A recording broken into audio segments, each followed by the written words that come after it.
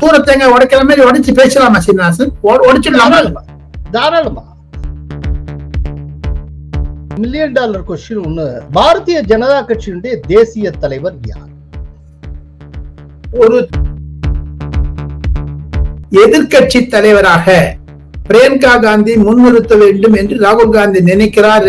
கட்டாக்கட் கட்டாக்கட் கட்டாக்கட் தரோமத் தரோமத் தரோமத் இதெல்லாம் என்னங்க இது? சோனியா காந்தி அம்மையார் செல்வ பெருந்தகைக்கு ஒரு செய்தி அனுப்பி இருக்கிறார், திமுகவிடம் வாலாட்டாதே என்று. ஏதோ ஒரு பாம்ஷெல் எதிர்பார்க்கிறார்கள் 25 தேதி வாக்கில். கோலஹலாஸ் டிவி யூடியூப் சேனல், இது வாய்மையின் எக்காலம்.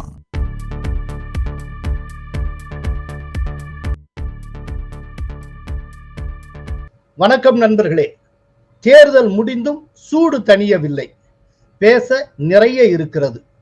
டெல்லியிலிருந்து காணொளி மூலம் விவாத அரங்கத்தில் இணைகிறார் பத்திரிகை உலக ஜாம்பவான் டெல்லியார் ராஜகோபால். வணக்கம் ராஜகோபால். நமஸ்காரம் சார். நமஸ்காரம் சார். நமஸ்காரம் சார். எலெக்ஷன் ரிசல்ட் வந்ததுக்கு அப்புறம் இப்பதான் நம்ம 2 பேரும் சந்திக்கிறோம், விவாதத்துல உட்கார்றோம். ஆனா நிறைய பேசுறதுக்கு இருக்கு. பாரதிய ஜனதா கட்சியினுடைய தேசிய தலைவர் யார்? ஒரு தென்னிந்திய பெண்மணி. தென்னிந்திய பெண்மணி.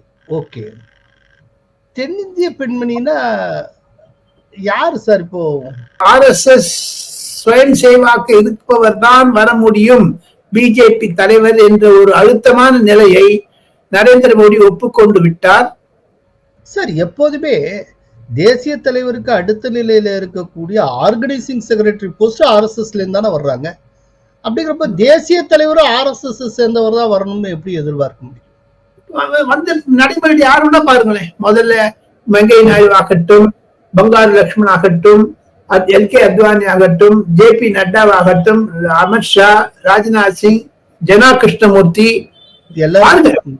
எல்லாருமே. சோ அது மாதிரி வரக்கூடிய ஒரு பெண்மணியை வைக்க வேண்டும் என்று நரேந்திர மோடியினுடைய ஆசை. அதை RSS தலைவர் ஒப்புக்கொண்டு இருக்கிறார். RSS தலைவருக்கும் பிரதமர் நரேந்திர மோடிக்கும் தூதுவராக சில முக்கிய RSS தலைவர்களும் சரி, சில அமைச்சர்களும் அமித்ஷா போன்றவர்களும் தூது போய்கொண்டு தான் இருக்கிறார்கள். ஒருவருக்கு மற்றவருடைய எண்ண அலைகள் புரிதல் இருக்கும். இருப்பினும் ஒரு வாரத்திற்குள் அந்த பெயர் வெளியே வந்துவிடும் என்று தான் காரணம். பாஜகவுடைய கட்சி சட்டத்தின்படி 45 நாள் தேவை. ஒரு ராஜினாமா செய்த பிறகு தலைவர் 45 நாட்களுக்குள் ஒரு புது தலைவரை தேர்ந்தெடுக்க வேண்டும் என்று நிதி இருக்கிறது. இல்ல, தென்னிந்திய பெண்மணின்னு சொல்றீங்க, அது யாரா இருக்கும்னு ஏதாவது யூகம் இருக்கா உங்களுக்கு? திரௌபதி முன்னாடி தெரியுமா உங்களுக்கு சீனிவாசன்? தெரியாது. அதே போலதான். ஆமா. ஆனால் அப்பொழுது கூட தங்களுக்கு நினைவிருக்கும், அப்பொழுது கூட காற்றில் வந்த செய்தியை நாம் உறுதிப்படுத்தினோம். ஒரு பெண்மணி தான் ஜனாதிபதி ஆவார். தமிழிசை சவுந்தரராஜனை கூட நாம் மேற்கோள் காட்டினோம், பெயர் சொல்லாமல். இருப்பினும் அந்த ரீதியில் பார்த்தால் தமிழிசை சவுந்தரராஜனுக்கு அழகுபடுத்தியது மத்திய பாஜக. 2 மாநிலங்களுக்கு கவர்னராக கொடுத்தார்கள். மீண்டும் லோக்சபையில் போட அதுக்கு ஒப்புக்கொண்டார்கள்.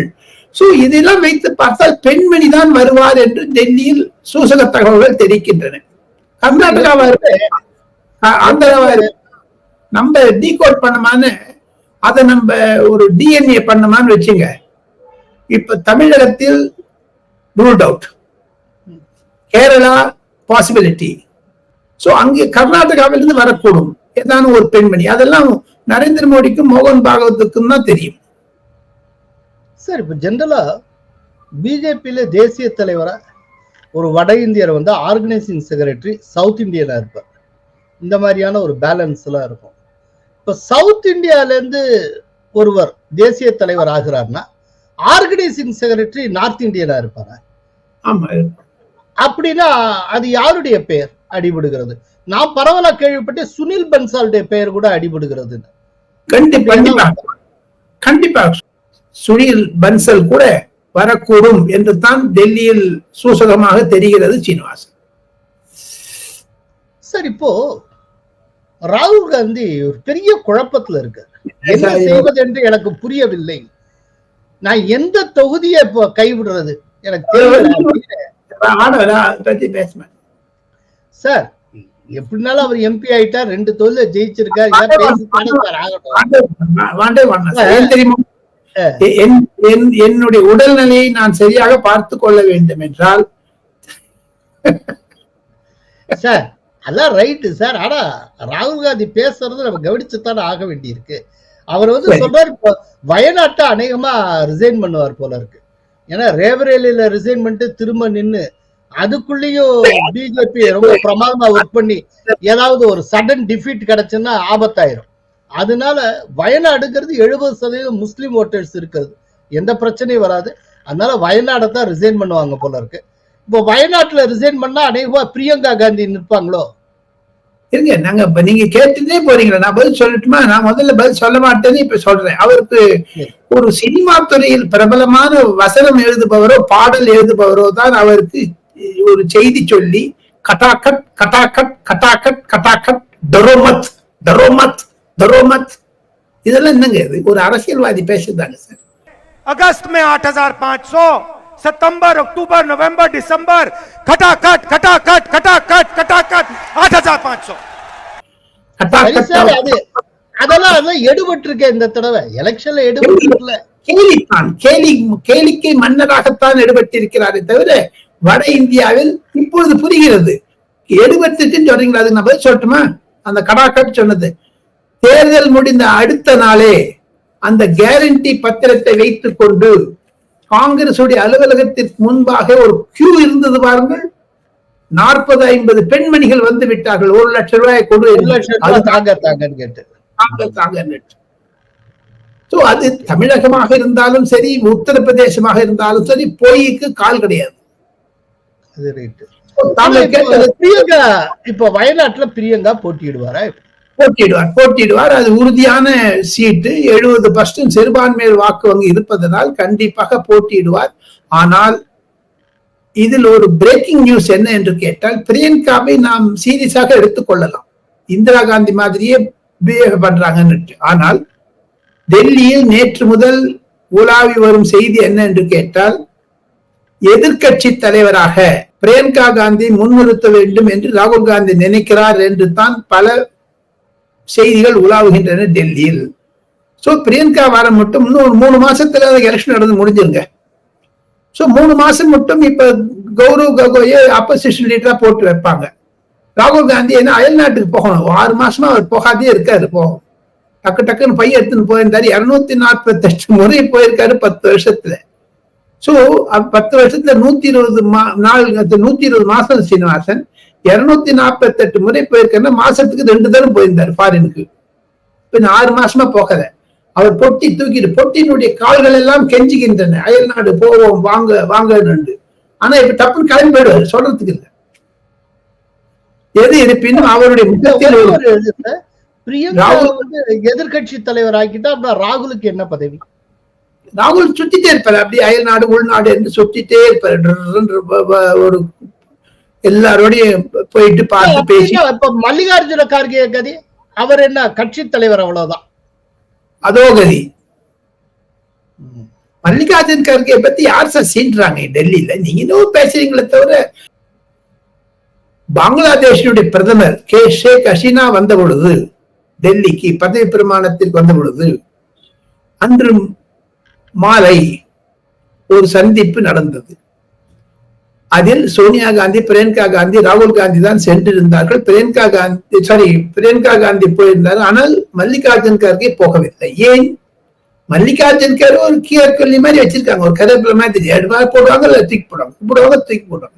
ஹீஸ் லைக் அனதர் மன்மோகன் சிங், அவ்வளவுதான், வேற ஒண்ணுமே கிடையாது. அதெல்லாம் விட்டுருங்க சீனிவாசன். மல்லிகார்ஜுன் கார்கேக்கு சில பிரச்சனைகள் இருக்கின்றன.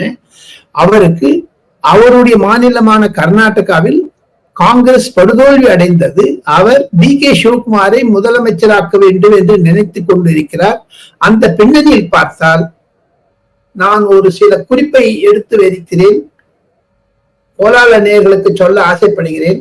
HD குமாரசுவாமி மந்திரி பதவியை ஏற்க அந்த பெயரை அனுப்பிய பொழுது, SD குமாரசாமி வந்த பொழுது பதவி ஏற்றுக்கொண்டே இருந்தார். அவர் நான் குமாரசுவாமி என்று சொன்ன பொழுது மல்லிகார்ஜுனுக்கு எழுந்து போயிட்டார், வாஷ்ரூம் வந்துட்டு போயிட்டார். அவ்வளவு உன்னிப்பாக இருப்பவர்கள் ஏன் மல்லிகார்ஜுன் கர்கேயை வயநாட்டில் நிறுத்தக்கூடாது, அதீர் ரஞ்சன் சௌத்ரி நிறுத்தக்கூடாது? ஏன் ஒரே காந்திக்கு பிறகு காந்தி தான் வர வேண்டுமா? வேற யாரும் வரக்கூடாதா? அதுவும் வட இந்தியாவிலிருந்து தென்னிந்தியா, சிக்கமங்களூர்ல வந்து கண்டெஸ்ட் பண்ணாங்க. அப்புறம் சிக்கமங்களூர்ல விட்டாங்க காந்தி ஃபேமிலி, ராய்பெரியிலே பிடிச்சிட்டு இருக்காங்க. எங்க அது 60 வருஷமா அந்த கூட ஏன் ஒரு வாட்டி தோத்து போனாரு? ஏன் இந்த வாட்டி வயநாட்டுக்கு விட்டுட்டு ஒரு கடைசி மட்டும் சஸ்பென்ஷன் வச்சுட்டு ராகுல் காந்தி ராய்பெரியில அனௌன்ஸ் பண்ணார், அமேத்தி அனௌன்ஸ் பண்ணல? இதெல்லாம் பின்னணி இருக்கிறது. எது இருப்பினும் பிரியங்கா காந்தி எதிர்கட்சி தலைவராக்க வேண்டும் என்று அவருடைய பிரதர் ராகுல் காந்தி நிர்ணயம் செய்து விட்டார். மல்லிகார்ஜுன் கர்கேக்கு இதில் ஒரு பங்கும் கிடையாது. விரைவில் நாடாளுமன்ற கூட்டத்தொடர் தொடங்க இருக்கிறது. நிச்சயமா ஒரு பெரிய புயல் வீசும்னு எதிர்பார்க்கலாம். எந்தெந்த இஷ்யூஸை எதிர்கட்சிகள் ரைஸ் பண்ணுவாங்கன்னு நீங்க எதிர்பார்க்கிறீங்க? பாராளுமன்றம் 27ஆம் தேதி கூடுகிறது என்றால் 26ஆம் தேதி ஜார்ஜ் சோரேஸ் ஒரு நியூஸ் அடிப்பார் அங்கேருந்து. அது ஃபாரின் பிரஸ்ல வரும். முதல்ல அவர் தானே இயக்கிறார், காங்கிரஸையும் சரி ராகுல் காந்தியும் சரி. சோ அந்த ஜார்ஜ் சோரேஸ் இம்பார்ட்டன்ட் ஏதாவது ஒண்ணு விடுவாரு டப்புன்னு. ஏன்னா அவங்க சொல்லிட்டாங்களே, 3வது முறையாக நரேந்திர மோடி பதவி பிரமாணம் எடுத்துக்கொண்ட பிறகு கிலி பிடித்து சளி பிடித்து இருக்கிறது காங்கிரஸ் கட்சிக்குத்தான். மீண்டும் மீண்டும் தெருக்களில் எல்லாம் போய் நரேந்திர மோடியை ஊழல் பேர் வழி என்று சித்தரிக்க பார்க்கிறார்கள். இப்பொழுது அவர்களுக்கு இடத்த நீட் என்று கிடைத்திருக்கிறது, அதை பற்றி பேசுவார்கள். ஏன்னா சர்க்காரில் இருக்கக்கூடிய அரசியல் தலைவர்களும் சரி, உளவுத்துறை அதிகாரிகளும் சரி, ஏதோ ஒரு பாம்ஷெல் எதிர்பார்க்கிறார்கள் 25 தேதி வாக்கில், எக்ஸாக்ட்லி 1 வீக் லேட்டர். அப்போ அதை வச்சுட்டு பாராளுமன்றத்தை சார் ஒன்னே ஒண்ணு எழுதி வச்சுங்க சீனிவாசன், 44 இருந்த போதே பார்லிமெண்ட் நடத்த வேண்டியது, 99 வந்து பார்லிமெண்ட் நடத்தவே விட மாட்டாங்க, நடக்கவே நடக்காது சார். ஏன்னா அவங்க புரிஞ்சுக்கிட்டாங்க நரேந்திர மோடி குறிவைத்து அவருக்கு ஒரு மானசீகமாக அவரை பலவீனப்படுத்த வேண்டும் என்பதுதான் ராகுல் காந்திக்கு ஜார்ஜ் சோரே சொல்லிக் கொடுத்ததை, கம்யூனிஸ்ட் கட்சி சொல்லிக் கொடுத்ததை ராகுல் காந்தி நடைமுறை செய்கிறார். ஓகே, அது குறிப்பா RSSக்கும் பிஜேபிக்கும் இடையே இப்ப ஏற்பட்டிருக்கக்கூடிய ஒரு முருகல் நிலை. ஆக்சுவலா இந்தியன் எக்ஸ்பிரஸ் நாளேட்டுக்கு மே மாசம் JP நட்டா ஒரு பேட்டி கொடுத்தார். அதுல இருந்து வேண ஆரம்பமாச்சு. கடந்த 13ஆம் தேதி ஜெய்ப்பூரில் பேசிய RSSின் தேசிய செயற்குழு உறுப்பினர் இந்திரேஷ் குமார், ராமர் மீது பக்தி கொண்டவர்கள் படிப்படியாக ஆணவம் கொண்டனர், அந்த கட்சி மிகப்பெரிய கட்சியாக உருவெடுத்தது, ஆனால் அவர்களின் ஆணவம் காரணமாக ராமரால் 240 தொகுதிகளுடன் வெற்றி நிறுத்தப்பட்டது. ராமர் மீது நம்பிக்கை இல்லாதவர்கள் 234லேயே நிறுத்தப்பட்டனர் என்று கூறியிருக்கிறார். இதை பத்தி என்ன சார் நினைக்கிறீங்க? ஏன்னா பொதுவா RSS லீடர்ஸ் வந்து கட்சிக்காரங்க மாதிரி பொது வெளியில பேச மாட்டாங்க. ஆனா இப்ப ரீசெண்ட் டேஸா ஒரு அபரேஷன் தெரியுது. இதுக்கு என்ன காரணம்? மோகன் பாகவத் அவர்களும் நரேந்திர மோடி அவர்களும் அமித்ஷா அவர்களும் கூடி அமர்ந்து உட்கார்ந்து பேச ஆரம்பிக்க இருக்கிறார்கள் கூடிய விரைவில். அப்பொழுது இந்த சகஜ நிலைக்கு திரும்பிவிடும். மோதல் இருக்கத்தான் செய்கிறது. நாம் இருவரும் இப்பொழுது பேசிக் கொண்டிருக்கக்கூடிய சனிக்கிழமை 15ஆம் தேதி ஜூன் மாசம் 1 மணி வாக்கில் RSS தலைவர் மோகன் பாகவத் கோரக்பூர் சென்றிருக்கிறார். அங்கு யோகி ஆதித்யநாத் அவரை 2 மணி நேரம் சந்திக்க இருப்பதாக எனக்கு தகவல் கிடைத்தது. இது ரொம்ப பெரிய பிரேக் த்ரூ சார். திடீர்னு யோகி ஆதித்யநாத் வந்து மோகன் பாகவத்தோட 2 hours பேச இருக்கிறார். அதுவும் கோரக்பூரில் கோரக்நாத் மந்திரியுடைய வளாகத்தில். இது ஒரு பிரேக்கிங் நியூஸாக இருந்தாலும் தன்னுடைய தாபங்களை, ஏன் அயோத்தியாவில் பாஜக தோற்றது என்று நரேந்திர மோடிக்கு தெரிந்ததையும் RSS தலைவருக்கு தெரிந்ததையும் விளக்கமாக சொல்ல இருக்கிறார் யோகி ஆதித்யநாத். ஓகே, ஆக்சுவலா இதுக்கு இடையில வந்து யோகி ஆதித்யநாத்துக்கும் பிஜேபிக்கு இடையிலேயே, பிஜேபி தலைமைக்கு இடையில ஒரு முருகல் நிலை. யோகி ஆதித்யநாத் கொடுத்த அந்த லிஸ்ட், MP வேட்பாளர்கள் லிஸ்ட வந்து அகில இந்திய தலைமை புறக்கணித்து விட்டது. அவர் சிபாரிசு பண்ண யாருக்குமே MP சீட்டு கொடுக்கல. அதனால யோகி ஆதித்யநாத் சரியா ஒர்க் பண்ணல, அப்படிலாம் அவர் குற்றச்சாட்டு இருந்தது. உண்மைதான். உண்மையில அதே போல RSS சரியா ஒர்க் பண்ண சொல்லுவாங்க. இந்த சூழ்நிலையில யோகியும் மோகன் பாகவத்தும் சந்திக்கிறாங்கன்னா அது ரொம்ப முக்கியமான நிகழ்வு. நகமும் சதையும் மாதிரி இருக்கக்கூடிய RSS பிஜேபியை பிரிக்க முடியாது என்று தான் என்னுடைய இறுதி கருத்து. என்னன்னா அடுத்த வருஷம் 2025 RSS நூற்றாண்டு விழா கொண்டாடப்பட இருக்கிறது. இன்னும் ஜஸ்ட் 1 இயர் தான் இருக்கு. இந்த சூழ்நிலையில திடீர்னு இப்படி ஒரு முருகல் நிலை எதற்கு? இதுல இன்னொன்னு பாத்தீங்கன்னா அயோத்தியா பிராண பிரதிஷ்டையில மோகன் பாகவத்தும் மோடியும் ரொம்ப இணக்கமாக வந்திருந்தார்கள். அந்த சடங்குகள் அத்தனையும் பங்கேற்றார்கள். அப்படிங்கிறப்ப இடையில என்ன ஆயிற்று? ஒருவேளை ஜேபி நட்டாவுடைய இன்டர்வியூ தான் எல்லாத்துக்கும் காரணமா, இல்லாட்டி அதை தாண்டி பல்வேறு விஷயங்கள் இருக்கா? சில தேங்காய் உடைக்கிற மாதிரி, சூர தேங்காய் உடைக்கிற மாதிரி உடைச்சு பேசலாமா சீனிவாசன்? உடைச்சிடலாமா? தாராளமா. ஏன்னா RSS தலைவர்களே இப்ப உடைச்சு தட பொதுவெளியில பேசிட்டு இருக்காங்க. அப்புறம் நம்ம பேசுற என்ன தப்பு?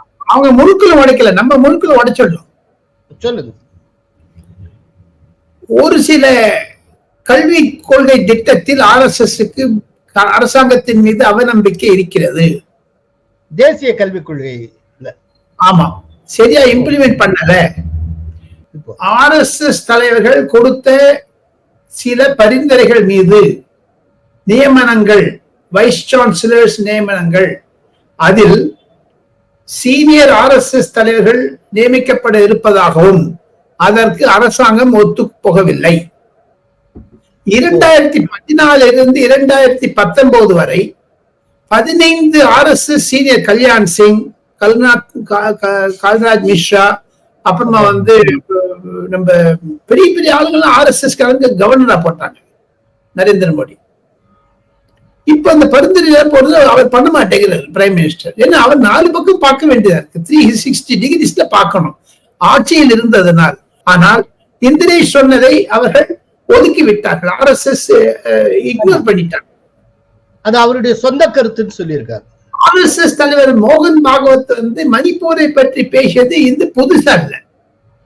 ஆனாலும் எவ்ரி விஜயதசமி அன்று RSS கொள்கையை அறிவிக்கக்கூடிய மோகன் பாகவத் கண்டிப்பாக 2023 நடந்த விஜயதசமியில் மணிப்பூரை பற்றி குறிப்பிட்டிருக்கிறார்.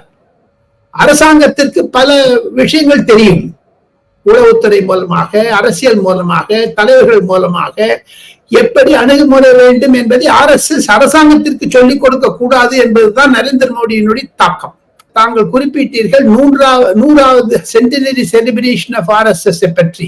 2027 திரௌபதி முர்மு ஓய்வு பெற்ற பிறகு யார் வரப்போகிறார்கள் என்பது இந்திய அரசியலை 3 முறை RSS காரர்கள் பதவி வைத்தார்கள் ஜனாதிபதியாக என்றால், 2 பிரதமர்களை RSS தயார் செய்தது என்றால், அடல் பிஹாரி வாஜ்பாயும் நரேந்திர மோடியும் என்றால் அது மிகையாக. 3 பிரசிடென்ட் யாரு?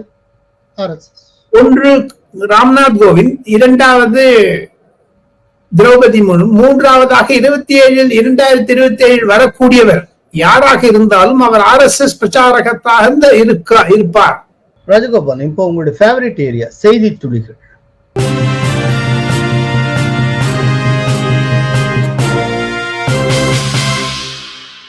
செய்தி துளி. சோனியா காந்தி அம்மையார் நேற்று இரவு செல்வ பெருந்தகைக்கு ஒரு செய்தி அனுப்பி இருக்கிறார், திமுகவிடம் வாலாட்டாதே என்று. செய்தி துளி 2.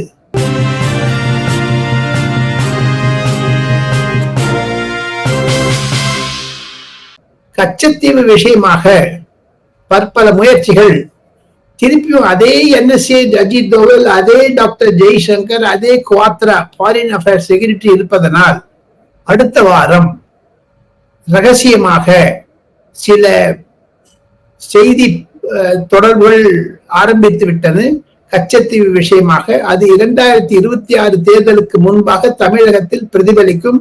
நரேந்திர மோடி செய்ததை சொல்வதை நிரூபித்து காண்பிப்பார் என்பதுதான் செய்தி துளி 2. செய்தி துளி 3.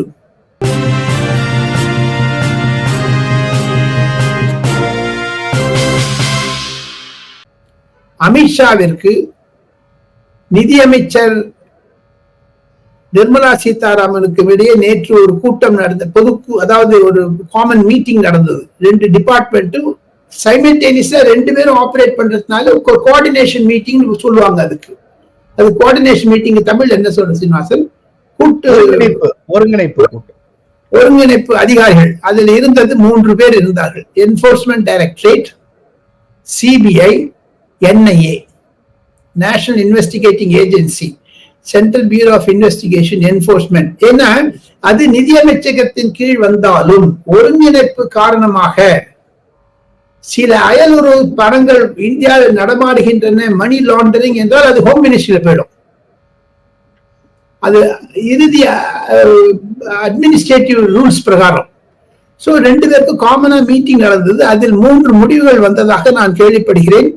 தமிழகத்தில் தொங்கிக் கொண்டிருக்கக்கூடிய சில பெண்டிங் ப்ராஜெக்ட்ஸ், பெண்டிங் இஷ்யூஸ் 3-4 முக்கியமாக தேர்ந்தெடுத்திருக்கிறார்கள். மணல் கொள்ளை பற்றியும் போதைப் பொருள் பற்றியும் என்னென்ன அறிக்கை என்பதை அமித்ஷாவிற்கும் நிர்மலா சீதாராமனுக்கும் என்போர்ஸ்மெண்ட் டைரக்டரேட் சொல்லி இருக்கிறார்கள். அதனுடைய தாக்கங்கள் ஓரிரு மாதங்களில் மீண்டும் தமிழகத்தில் ஆரம்பித்தாலும் ஆரம்பிக்கும் என்பதுதான் என்னுடைய கடைசி செய்தி துளி. சீனிவாசன். ராஜகோபால் வந்திருந்து நிறைய தகவல்களை வாரி தந்திருக்கிறீர்கள், மிக்க நன்றி. கோலாகலாஸ் டிவியுடன் உங்களையும் இணைத்துக் கொள்ள கீழே உள்ள ஜாயின் பட்டனை அழுத்தி உறுப்பினராகுங்கள். காவிரி குழுவில் உறுப்பினராகி பிரத்யேக பேட்ச்களை பெறுங்கள். கங்கா குழுவில் உறுப்பினராகி கோலாகல ஸ்ரீனிவாசிடம் நேரடியாக கேள்வி கேட்கும் வாய்ப்பை பெறுங்கள். உங்கள் கேள்விகளுக்கு வாரந்தோறும் பதிலளிக்கிறார் கோலாகல Srinivas. Kolahalas TV YouTube channel, இது வாய்மையின் எக்காலம்.